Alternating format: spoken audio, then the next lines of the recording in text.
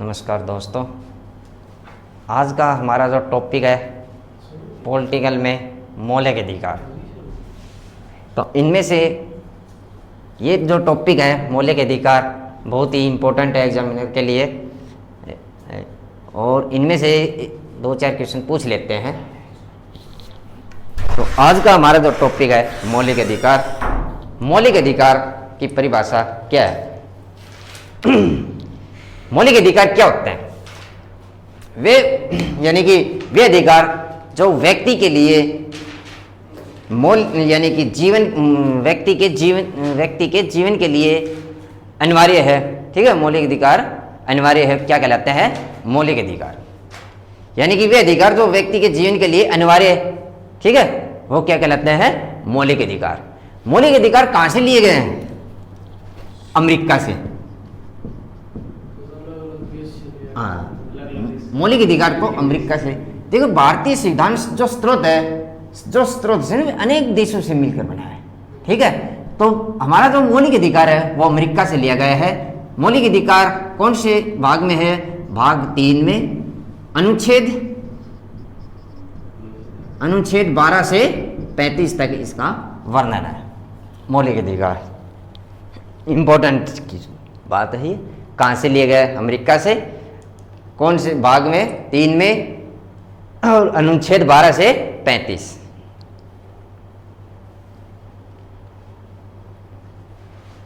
जो संविधान द्वारा नागरिकों को प्रदान किए जाते हैं वो क्या कहलाते हैं? मौलिक अधिकार।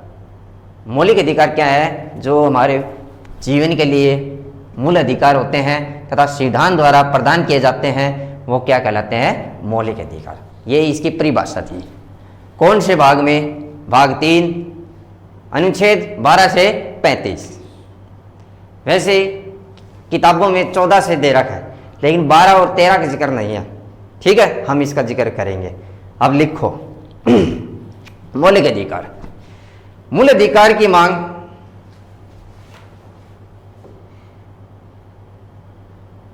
मूल अधिकारों का सर्वप्रथम प्रयोग, इसका सर्वप्रथम प्रयोग मूल अधिकारों का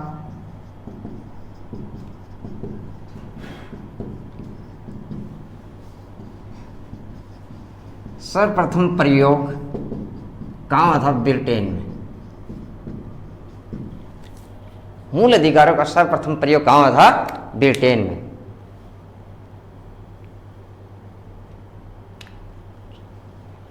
ब्रिटिश सम्राट जॉन द्वारा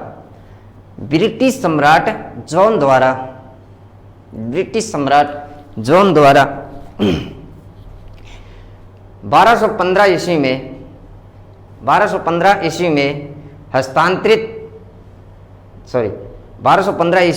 हस्ताक्षरित अधिकार पत्र मूल अधिकार संबंधी प्रथम लिखित दस्तावेज है। लिखित संविधान प्रथम ब्रिटेन का। ठीक है, और ये कहां से प्रभावित है? ये अमेरिका के संविधान से प्रभावित है। ठीक है, लिखो, ये अमेरिका के संविधान से प्रभावित है। लिखो, अमेरिका के संविधान से प्रभावित है। अच्छा, मूल अधिकारों की मांग सर्वप्रथम किसने की थी? मूल अधिकारों की मांग सर्वप्रथम भारत में बाल गंगाधर तिलक ने स्वराज विधेयक 1895 के माध्यम से की। 1895 के माध्यम से की। मूल अधिकारों के निर्माण का प्रथम प्रयास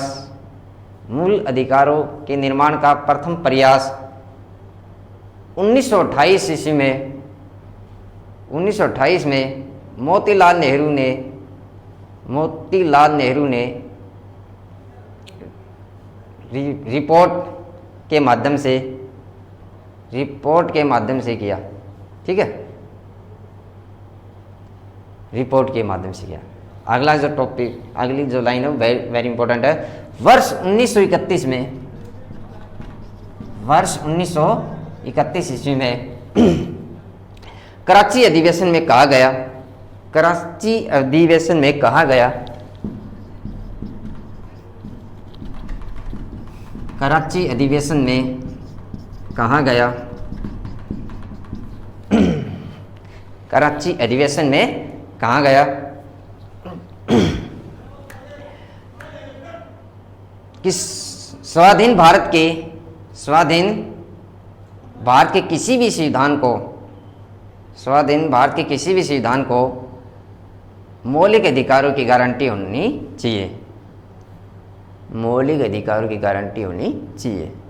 तो मांग 1931 के कराची अधिवेशन में की थी, हैं, तो मौलिक अधिकारों की गारंटी होनी चाहिए। भारत में सर्वप्रथम मौलिक अधिकारों की स्पष्ट रूप से मांग, भारत में सर्वप्रथम मौलिक अधिकारों की स्पष्ट रूप से मांग वर्ष 1935 में जवाहरलाल नेहरू ने की थी। तो मौलिक अधिकारों की सर्वप्रथम मांग कब की थी? 1935 में। किसने? जवाहरलाल नेहरू ने।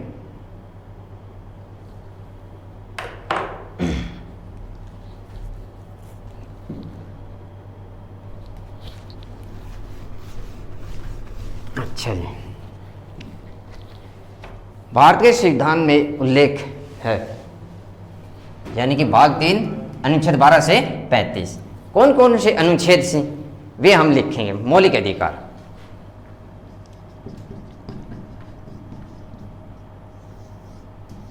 नंबर 1 समानता का अधिकार, समानता का अधिकार। नंबर 2 स्वतंत्रता का अधिकार,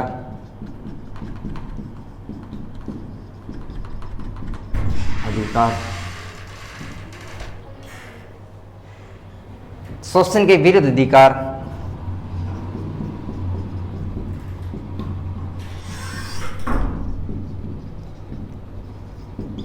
अधिकार, शोषण के विरुद्ध अधिकार। धार्मिक स्वतंत्रता का अधिकार,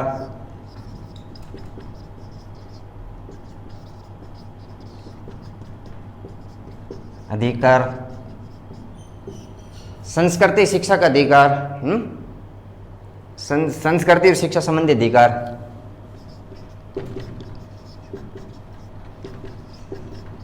शिक्षा संबंधी अधिकार। संस्कृति शिक्षा का अधिकार हो गया। संवैधानिक उपचारों का अधिकार,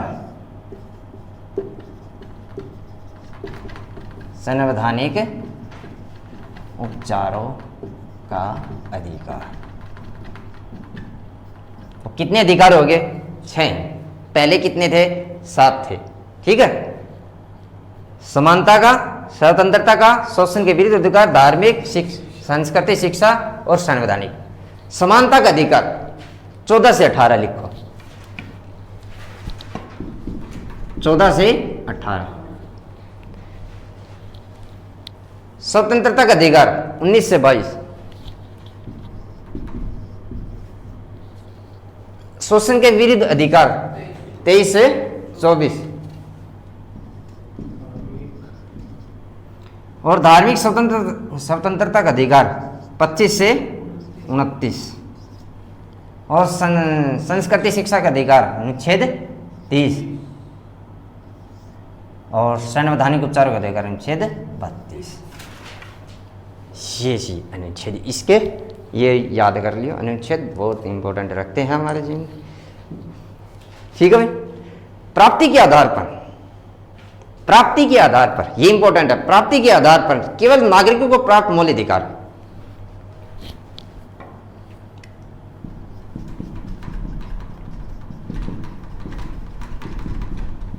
पर, केवल नागरिकों को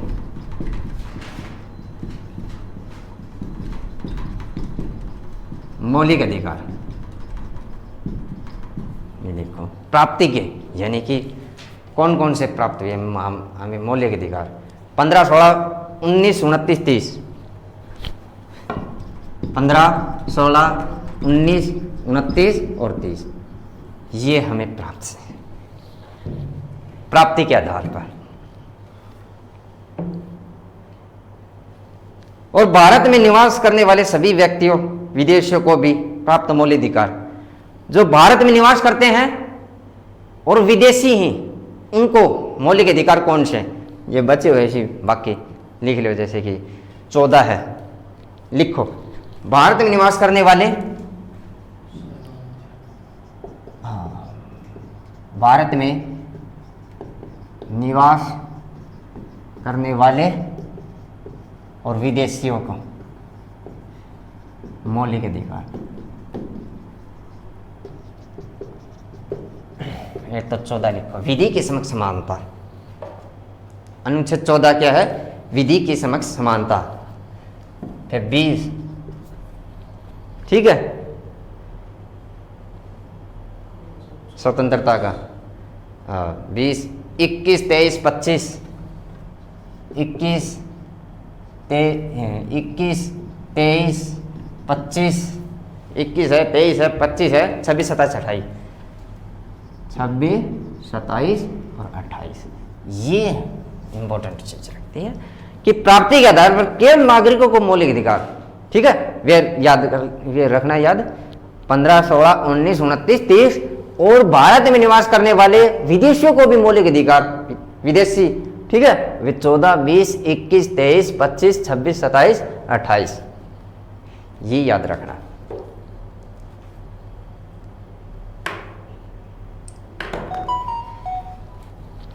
बेटा अब आगे जो है वो बहुत ही इंपॉर्टेंट है। मूल संविधान में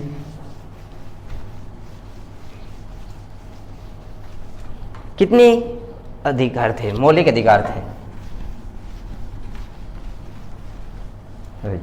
मूल संविधान में कितने मौलिक अधिकार थे?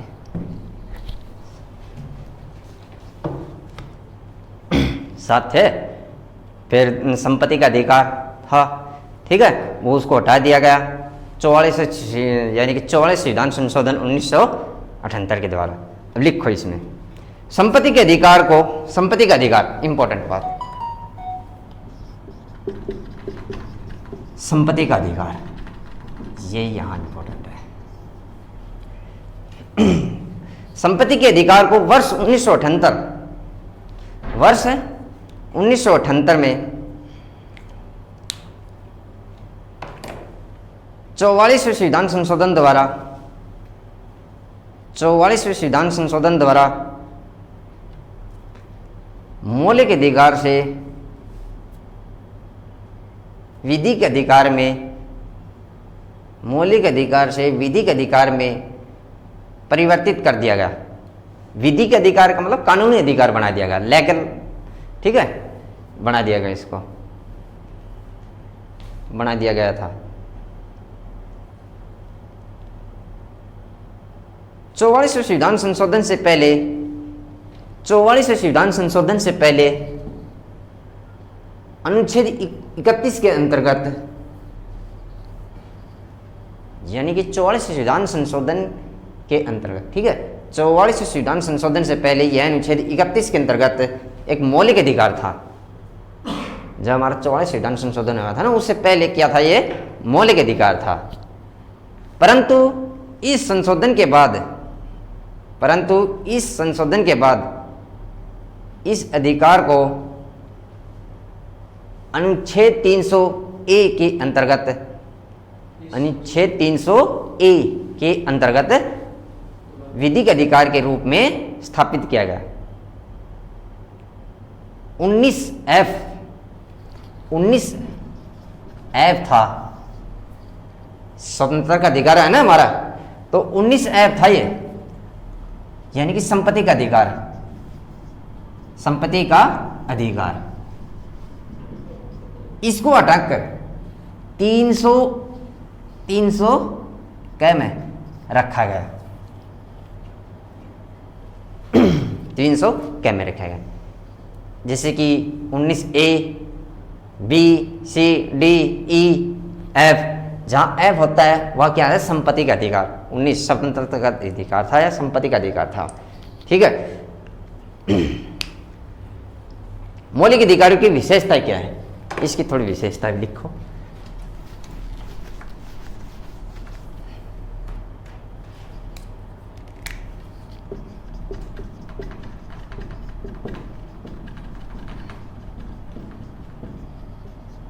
भाई क्या क्या विशेषता है, अभी तो थोड़ी सी ऊपर की हेडिंग चल रही है, फिर इसके बाद हम करवाएंगे। थोड़ा सा भाई की नॉलेज जरूरी है ना। मौलिक अधिकार सर्वाधिक विस्तृत घोषणा पत्र है। मौलिक अधिकार सर्वाधिक घोषणा पत्र है, विस्तृत घोषणा पत्र है। मौलिक अधिकार सर्वाधिक विस्तृत घोषणा पत्र है।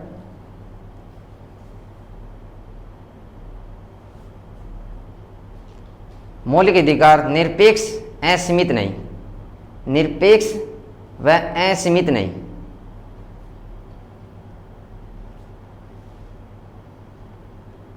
मौलिक अधिकार भाग 3 में वर्णित मौलिक अधिकार को दो भागों में, भाग 3 में वर्णित मौलिक अधिकार को दो भागों में ना दो वर्गों में विभाजित किया जा सकता है। भाग 3 में वर्णित मौलिक अधिकार को दो वर्गों में विभाजित किया जा सकता है, एक तो नकारात्मक और एक सकारात्मक।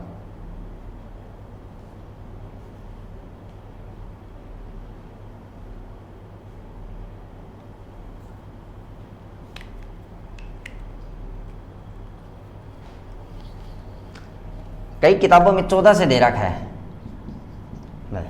लेकिन 12 और 13 का जिक्र नहीं है, तो आज हम इनको भी करेंगे। अनुच्छेद 12। अनुच्छेद 12 क्या है? इसके अंतर्गत राज्य को परिभाषित किया गया है, यानी कि राज्यों की परिभाषा दी गई है। राज्यों को परिभाषित किया गया है, परिभाषित किया गया है तथा राज्य में भारत सरकार, राज्य सरकार तथा राज्य में भारत सरकार, राज्य सरकार विधानमंडल, राज्य सरकार विधानमंडल तथा सभी स्थानीय निकाय एवं अन्य ऐसे सभी प्राधिकारी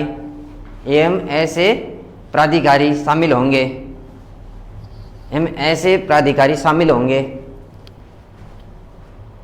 जिन्हें संविधान विधि के अंतर्गत नियम बनाने, लिखो, नियम बनाने, कानून बनाने, आदेश जारी करने, नियम बनाने, कानून बनाने, आदेश जारी करने तथा अधिसूचना जारी करने का अधिकार प्राप्त है। समझ गए ना? तो ये 12 की बात से राज्यों को परिभाषित किया गया है, जिसमें नियम बनाने, कानून बनाने, ठीक है, आदेश जारी करने, अधिसूचना जारी करने का जारी करने का अधिकार प्राप्त है। अनुच्छेद 13 क्या है?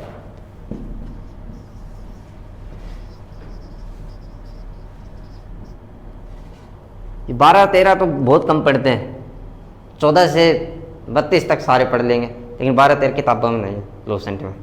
ठीक है, तो 13 मूल अधिकारों से असंगत विधियां। मूल अधिकारों से असंगत विधियां। मूल अधिकारों से असंगत विधियां, इसका मतलब क्या है? इसके अंतर्गत न्यायालयों को मूल अधिकारों का सजग प्रहरी, इसके अंतर्गत न्यायालयों को मूल अधिकारों का सजग प्रहरी या अभिभावक बनाया गया। सजग प्रहरी या अभिभावक बनाया गया। इसके तहत न्यायालय ऐसे किसी भी अभिभावक या किसी भी विधि को अवैध घोषित कर सकता है। इसके तहत किसी भी विधि को अवैध घोषित कर सकता है न्यायालय, अवैध घोषित कर सकता है जो मूल अधिकारों से असंगत हो।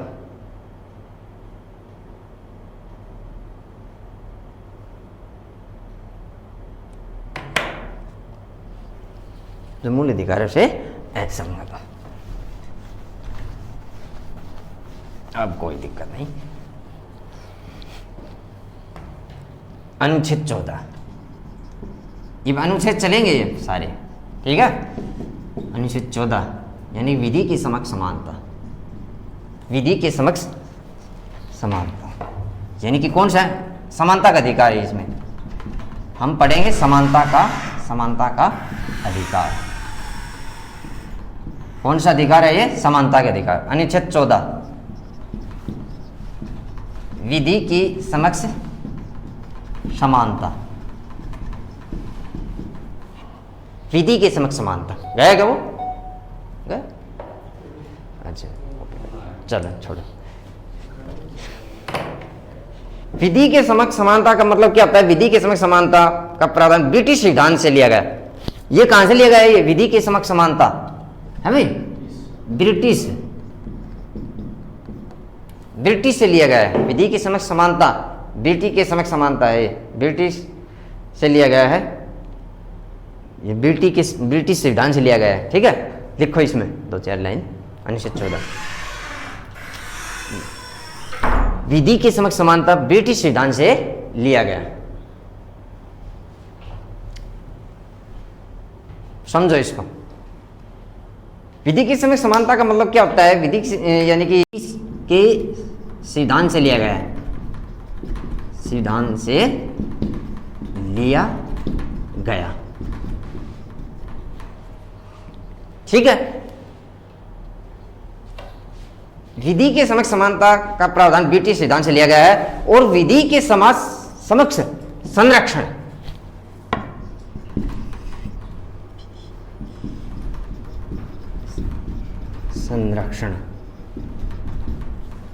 कहां से? संयुक्त राज्य अमेरिका से लिया गया है। संयुक्त राज्य अमेरिका के संविधान से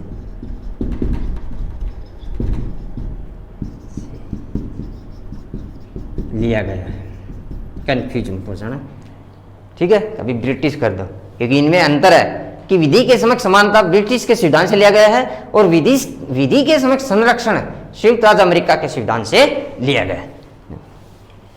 उतार शाबाश। यहाँ से क्वेश्चन एक नंबर का बन जाता है। अनुच्छेद 14 में आजकल क्योंकि एग्जामिनर बहुत चालाक हो गए कि समझ जाते विधि की भाई समानता का अधिकार अनुच्छेद 14 से 18 पढ़ रखा है, लेकिन ये दे कि विधि के समक्ष संरक्षण कहाँ किस संविधान से लिया गया है? अमेरिका के संविधान से लिया गया है। इनमें से क्वेश्चन पूछते हैं, बहुत ही तेज दिमाग का होगा एग्जामिनर। इस व्यवस्था के अनुसार लिखो, इस व्यवस्था के अनुसार सभी व्यक्ति बिना किसी विभेद देश के, इस व्यवस्था के अनुसार सभी व्यक्ति बिना किसी विभेद देश के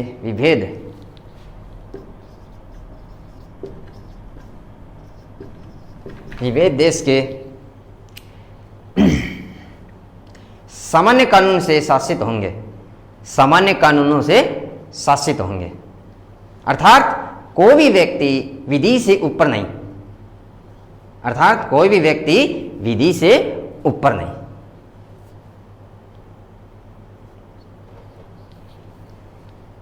मिनर्वा मिल्स बनाम 1980, मिनर्वा मिल्स बनाम 1980 लिखो इसमें के वाद हुआ था क्या? वाद में मिनर्वा मिल्स बनाम 1980 के भारत संघ विवाद आया था।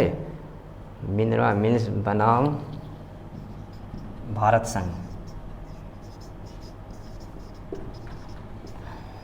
1980 के बाद में इस क्या वाद हुआ था? उच्चतम न्यायालय द्वारा दिए गए निर्णय के बाद, उच्चतम न्यायालय द्वारा दिए गए निर्णय के बाद अनुच्छेद 14 में निहित विधि के शासन को, अनुच्छेद 14 में निहित विधि के शासन को संविधान का आधारभूत ढांचा घोषित किया गया 1980।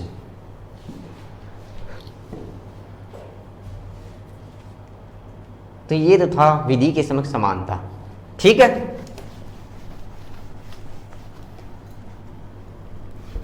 अनुच्छेद 14 में तो ये है विधि की समक्ष समानता। अनुच्छेद 15, अनुच्छेद 15 क्या है? धर्म, मूल, जाति, इनसे। ठीक है, तो अगला लिखो, धर्म, मूल, जाति, लिंग या जन्म स्थान के आधार पर विभेद। 15, धर्म, मूल, जाति, लिंग। ठीक है, धर्म है, मूल वंश, जाति, लिंग या जन्म स्थान के आधार पर विभेद, या जन्म के आधार पर विभेद।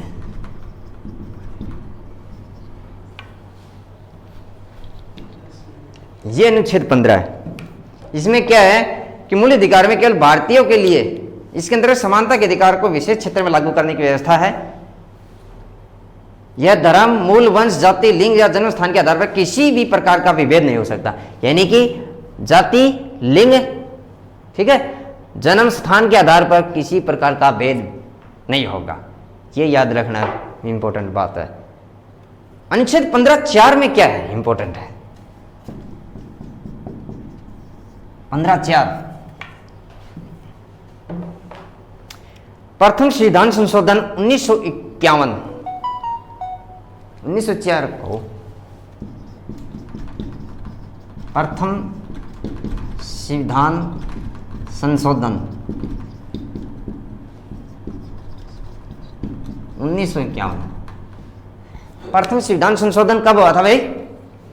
1951 को आया था। हाँ, संविधान संशोधन की बात करें, जितना भी संविधान संशोधन हुआ है उसकी बात करें तो प्रथम संविधान संशोधन कौन से अनुच्छेद में आया था? अनुच्छेद 15(4) में प्रथम संविधान संशोधन। इंपॉर्टेंट है ये। इसके द्वारा संविधान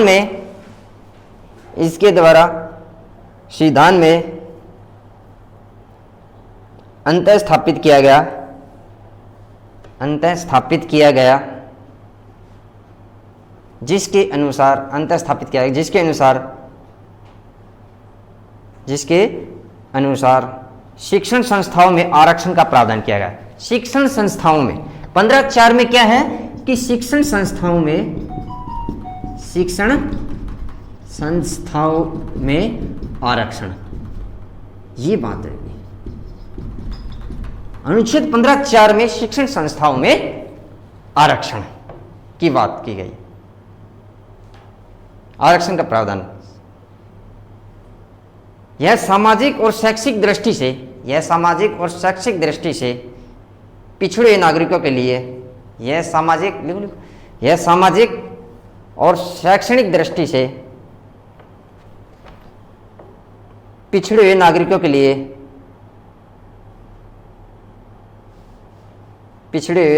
लिए अनुसूचित जाति के लिए और अनुसूचित जनजाति के लिए है। अनुसूचित जाति SC और ST के लिए है। इंपॉर्टेंट बात है ये, SC और ST। ठीक है, आगे हम पढ़ेंगे ना 16(4), तो उसमें थोड़ा सा और डिफरेंस होगा। ठीक है, दोनों को मैच करेंगे ना तब कंफ्यूज नहीं होंगे। तो 15(4) में क्या है कि 15(4) को प्रथम संविधान संशोधन के तहत किया गया था। कब? 1951 में। क्या किया गया था कि शिक्षण संस्थाओं में आरक्षण, किसको? SC और ST को। ठीक है, यह बात इंपॉर्टेंट है। विधि की समक्ष समानता। ठीक है, और 15(4) में क्या है? धर्म, मूल, जाति, लिंग, जन्म स्थान के आधार पर विभेद।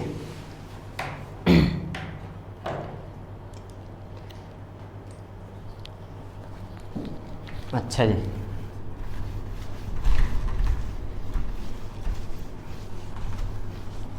आगे लिखो शाबाश। 93वें संविधान संशोधन अधिनियम, गणित की मात्रा लिखो। 93वें संविधान संशोधन अधिनियम 2005 द्वारा 93वें संविधान संशोधन अधिनियम 2005 द्वारा संविधान के अनुच्छेद 15 में, संविधान के अनुच्छेद 15 में खंड 5 जोड़ा गया, खंड 5 जोड़ा गया, जिसमें कहा गया कि राज्य नागरिकों के सामाजिक और शैक्षणिक रूप से पिछड़े वर्गों, अनुसूचित जातियों, जनजातियों के लिए शैक्षिक संस्थाओं में प्रवेश के लिए छूट है। ठीक है, बात वाई हाउस है। कौन सा संविधान संशोधन?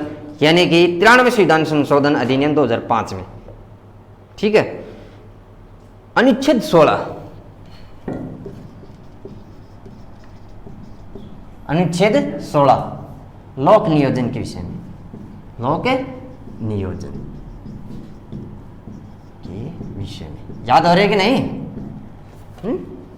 भाई अनुच्छेद 12, अनुच्छेद 14 क्या है? विधि के समझ समानता। अनुच्छेद 15 धर्म, जाति, लिंग, स्थान के आधार पर भेदभाव नहीं किया जाएगा।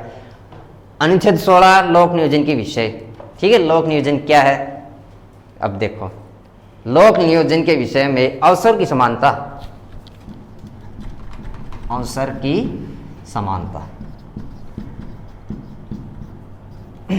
याद होते जाएंगे, कोई बात नहीं, लिखते जाओ।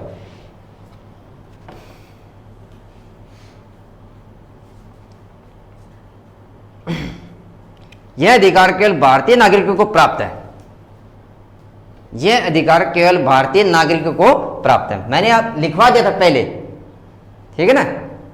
वे भारतीय नागरिकों को कौन कौन से अधिकार हैं, ये मैंने पहले लिखा दिया था। यह अधिकार पे केवल भारतीय नागरिकों को प्राप्त है। यह अनुच्छेद सरकारी सेवाओं में, यह अनुच्छेद सरकारी सेवाओं में सभी की नियुक्ति हेतु समानता की अवसर कराता है। लेकिन अपवाद क्या है? नियुक्ति के समय अपवाद है ना, किसके विषय में? एससी और एसटी, उसको समान नहीं, ठीक है ना? तो समानता के अवसर उपलब्ध कराता है। स्वतंत्रवें संविधान संशोधन 1995 द्वारा, स्वतंत्रवें संविधान संशोधन 1995 के द्वारा अनुच्छेद 4 कै जोड़ा गया। स्वतंत्रवें संविधान संशोधन 1995 के द्वारा अनुच्छेद 4 कै जोड़ा गया, अनुच्छेद 4 कै जोड़ा गया। इसमें राज्यों को यह शक्ति दी गई, स्वतंत्रवें संविधान संशोधन 1995 द्वारा अनुच्छेद 4 कै जोड़ा गया। इसमें राज्यों को यह शक्ति दी गई कि वह अनुसूचित जातियों और जनजातियों की उन्नति में आरक्षण की व्यवस्था करेगा, आरक्षण की व्यवस्था करेगा। कौन से संविधान संशोधन के तहत? स्वतंत्रवें संविधान संशोधन 1995 के द्वारा, ठीक है। यह 4 कै जोड़ा गया कि इसमें राज्य को यह शक्ति दी गई कि अनुसूचित जाति जनजाति की उन्नति में आरक्षण की व्यवस्था। इंपॉर्टेंट अगली लाइन, 103वें संविधान संशोधन, इंपॉर्टेंट है, करंट में भी है। 103वें संविधान संशोधन कब हुआ था? 103वां संविधान संशोधन 2019, करंट के हिसाब से भी है और पॉलिटिकल के हिसाब से भी है। 2019 में अनुच्छेद 16(6) जोड़ा गया, 16(6), अनुच्छेद 16(6) जोड़ा गया। इंपॉर्टेंट है भाई। इसका मतलब क्या है? इसके अंतर्गत, जिसके अंतर्गत राज्यों को यह अधिकार प्रदान किया गया, राज्यों को यह अधिकार प्रदान किया गया, यह अधिकार प्रदान किया गया है कि यह अधिकार प्रदान किया गया है कि वह अनुच्छेद 16(4) में वर्णित, अनुच्छेद 16(4) में वर्णित वर्ग के अतिरिक्त, वर्णित वर्ग के अतिरिक्त आर्थिक रूप से दुर्बल समुदाय के लिए भी, आर्थिक रूप से दुर्बल समुदाय के लिए भी नियुक्ति व पदों में आरक्षण की व्यवस्था कर सकेगा। नियुक्ति व पदों में आरक्षण की व्यवस्था कर सकेगा।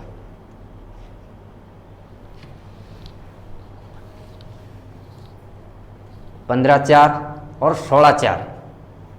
15(4) मैंने बताया था, ध्यान रखना अनुसूचित जातियों के लिए। ये 16(4) किसमें है? नियुक्ति और पदोन्नति के बारे में, ठीक है। उसमें आरक्षण की और इसमें नियुक्ति पदोन्नति। 15(4) और 16(4) इंपॉर्टेंट है ये। और ये इंपॉर्टेंट क्यों है? क्योंकि करंट के हिसाब से भी है। 103वें संविधान संशोधन 2019, ठीक है ना। ऐसी ऐसी बातें आपको किताबों में नहीं मिलेगी ढूंढने से भी।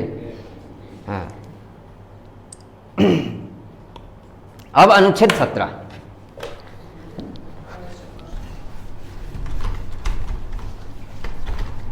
याद हो रहे हैं ना? अनुच्छेद 17 असमप्रसता का अंत। अनुच्छेद 17 का अंत, यानी कि असमप्रसता, कोई भी व्यक्ति किसी भी प्रकार का, यानी कि छुआछूत के विरुद्ध है ये, किसी भी व्यक्ति के साथ छुआछूत नहीं करेगा, ठीक है। आरक्षण की व्यवस्था तो 10 साल के लिए की थी डॉक्टर अंबेडकर ने। आंगले ऐसे कर रखी है ना SC/ST वालों को। पहले क्या था, अंबेडकर यानी कि भर्ती निकलती थी। अब SC/ST वालों को तो इतना पढ़ने की छूट नहीं थी, तो लगते कौन? जर्नल वाले। जर्नल सारी सीट रिजर्व थे। अब सीट निकलती, अब छूट तो थी नहीं उनको, इतने पढ़े लिखे नहीं थे। जर्नल फाइट कर दे, ज़्यादा लग गए, फिर जर्नल ज़्यादा लग रहे थे। SC/ST पढ़े, क्योंकि उनको पढ़ने की अनुमति नहीं थी। जब वे पढ़ने लग गए तो इतने तो पढ़े लिखे थे नहीं, तब ये सिद्धांत बनाया कि इनको आरक्षण की व्यवस्था की जाए।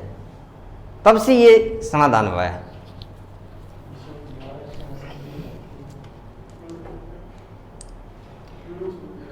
और आरक्षण की व्यवस्था 10 साल के लिए की थी, फिर धीरे धीरे धीरे धीरे बढ़ती गई। यह भारतीय समाज में व्याप्त, छोड़ो इसमें तो ज़्यादा तो लिखने की जरूरत नहीं है, ठीक है। अनुच्छेद 18, बस ये याद रखना है।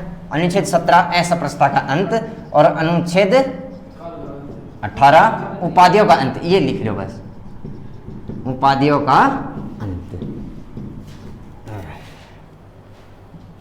40 मिनट रहते हैं ऊपर मत बोल। डट जाओ, ये कर लो। 40 मिनट का नाम लिया था, उसके ऊपर ही आगे हैंड बने, पैन नहीं चलना है। चलो कोई बात नहीं। यह उपाधियों का उन्मूलन करता है, यह उपाधियों का उन्मूलन करता है, यह, ठीक है भाई। इसमें क्या है, पहले तो समझो कि कोई भी उपाधि हो, ठीक है, राष्ट्रपति की आज्ञा से नहीं ले सकता। जब तक राष्ट्रपति अनुमति देगा ना, तभी ही वो उपाधि धारण करेगा, वरना नहीं। तो इसमें लिखो 2-3 लाइन ही। अनुच्छेद 18 के खंड 1 में कहा गया है, अनुच्छेद 18 1 खंड में कहा गया है कि राज्य नागरिक व गैर नागरिकों को, राज्य नागरिक व गैर नागरिकों को सैनिक तथा शैक्षणिक सेवाओं से जुड़ी, सैनिक तथा शैक्षणिक सेवाओं से जुड़ी उपाधियों के अतिरिक्त अन्य उपाधि देने पर प्रतिबंध लगाता है। यानी कि कहने का मतलब है कि राष्ट्रपति की आज्ञा के बिना उपाधि धारण नहीं करेगा, राष्ट्रपति अनुमति देगा तभी वो उपाधि धारण करेगा। तो ये तो थे हमारे मौलिक अधिकार। हम थोड़ा कंसेप्ट क्लियर करते हैं, एक बार दोहरा देते हैं। मौलिक अधिकार सर्वप्रथम मांग कहाँ की थी? ब्रिटिश सिद्धांत से लिए गए, ठीक है। फिर भाग 3 में 12 से 35 का जिक्र किया गया है। अनुच्छेद 12 में राज्यों का जिक्र है, ठीक है, राज्यों की परिभाषा का जिक्र किया गया है। फिर एक मिनट, 13 में क्या किया है? 13 में मूल अधिकारों से संबंधित असंगत विधियां। अनुच्छेद 14 में क्या है? विधि की समक्ष समानता, ठीक है। अनुच्छेद 15 में लोक धर्म है, मूल है, लिंग है, जाति है, इनसे संबंधित, ठीक है। अनुच्छेद 16 में लोक नियोजन की समानता के अवसर। अनुच्छेद 17 में असप्रस्ता का अंत और अनुच्छेद 18 में उपाधियों का अंत, ठीक है। तो ये तो थे हमारे मौलिक अधिकार। एक हमने पढ़ाया था विधि के समक्ष समानता, किस संविधान से लिया गया है? ब्रिटिश। एक विधि के समक्ष संरक्षण की समानता, वो अमेरिका के संविधान से लिया गया। एक हमने पढ़ाया था 15(4), अनुच्छेद 15(4) में किससे संबंधित है? अनुसूचित जाति और जनजातियों के शिक्षा संबंधी से। एक हमने पढ़ाया था अनुच्छेद 16(4), उसमें क्या है कि 16(4) में आरक्षण संबंधी SC और ST के लिए, ठीक है। तो ये मेन जो बातें थी। एक 42 संविधान संशोधन हमारा, यानी प्रथम संविधान संशोधन कब हुआ था? 1951 में। अब संपत्ति के अधिकार की बात करें कि पहले भारत में मूल अधिकार कितने थे? 7 थे, लेकिन 44 संविधान संशोधन 1918 के तहत अनुच्छेद 19F, ठीक है, स्वतंत्रता का अधिकार था। स्वतंत्रता के अधिकार में एक संपत्ति का अधिकार है, उसको हटा के अनुच्छेद 300 ए भी कह देते हैं, क भी कह देते हैं, ठीक है, उसमें रखा गया। अब ये हमारा संपत्ति का अधिकार नहीं, वो एक कैसा अधिकार है? एक कानूनी अधिकार है। संपत्ति के अधिकार को मूल अधिकार से हटा दिया गया है। वर्तमान में 6 मूल अधिकार है, ठीक है। तो आज के लिए इतना ही, धन्यवाद।